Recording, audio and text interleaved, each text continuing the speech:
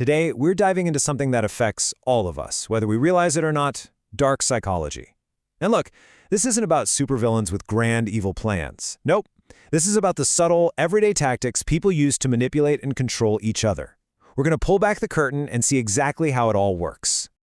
Have you ever left a conversation just feeling off, confused, exhausted, maybe even questioning your own sanity? If any of that sounds familiar, then you've probably felt the effects of psychological manipulation. That feeling? That's the calling card. So today, we're going to put a name to the game and, more importantly, learn the rules. All right, so to really get a handle on these tactics, we first have to understand the mind behind them. You know, these manipulative behaviors don't just come out of nowhere. They usually stem from a very specific set of personality traits. So let's break down what researchers call the dark tetrad. Now take a look at this. These 4 traits are kind of like the building blocks for a manipulative personality.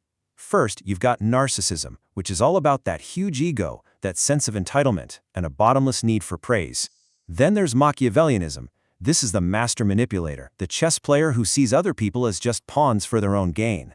Add to that psychopathy. That's a real scary one, a total lack of empathy or guilt. And finally, you have sadism, which is actually getting pleasure from seeing others suffer. A person doesn't need to be all 4, but believe me, even one of these is a huge red flag. Okay, so with that kind of mindset as the foundation, how do they actually operate? Well, manipulators have a very specific set of tools they use. You can think of it like their personal playbook, full of moves designed to throw you off balance and put them in control. First up in the playbook is probably one of the most damaging tactics out there: gaslighting. It's so dangerous because it happens slowly, over time. It's this insidious process where the goal is to just chip away, bit by bit, at your confidence in your own mind.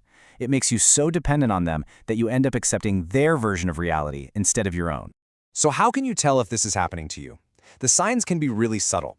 You might find yourself always second-guessing things you know you said or did. You might be apologizing constantly, even when you've done nothing wrong. Or, and this is a classic, you're always being told you're too sensitive or you're overreacting. These are all designed to make you feel isolated and confused. If this checklist feels a little too familiar, that is a huge sign to start paying attention. Next up, we have minimization. This one is all about making you feel small. A manipulator will take something that's important to you, a big accomplishment, a genuine concern, your feelings, and just shrink it down until it seems totally unimportant. If you hear, "You're making a big deal out of nothing," a lot, that's the sound of minimization at work. It's a way to invalidate you and shut you down. Here's a perfect, really subtle example. Let's say you just got into a super competitive program. A supporter would be over the moon for you. But a manipulator using minimization, they'd say something like, "Oh good, you're one of the 10,000 selected." See what they did there? By focusing on how many other people also got in, they just subtly deflated your achievement. It's their way of saying, "Yeah, but you're not that special." And it can just suck the joy right out of your success. And of course, we have to talk about the good old-fashioned guilt trip. This one is so effective because it uses your own kindness against you. A manipulator makes their emotions your responsibility. You'll hear things like, "Well, if you really loved me, you would." It's a trap, right? It forces you to either give in or be branded as a bad, selfish person. It is an incredibly powerful tool for control. Okay, that's a lot of heavy stuff. We've talked about the problem. We've seen the playbook. Now let's get to the most important part. What in the world do you do about it? Let's talk about building up your defenses, because trust me, just recognizing these tactics is the first step to making them powerless. And I really want you to hear this. You are not powerless, not even close. The second you become aware of what's happening, the game starts to change. That awareness is like a shield. It lets you see the manipulation for what it is, instead of just internalizing all that confusion and self-doubt. So your absolute first line of defense is always going to be self-awareness. You have to know yourself. What are your triggers? What are your insecurities? Because a manipulator is like a heat-seeking missile for those weak spots. But if you already know where they are, you can protect them. And please, always, always trust your gut. If a situation or a person just feels wrong, don't ignore that. Your intuition is your built-in alarm system. Now, when you're actually in that moment, facing manipulation, how you respond is everything. Being passive just lets it continue, and being aggressive can make things explode.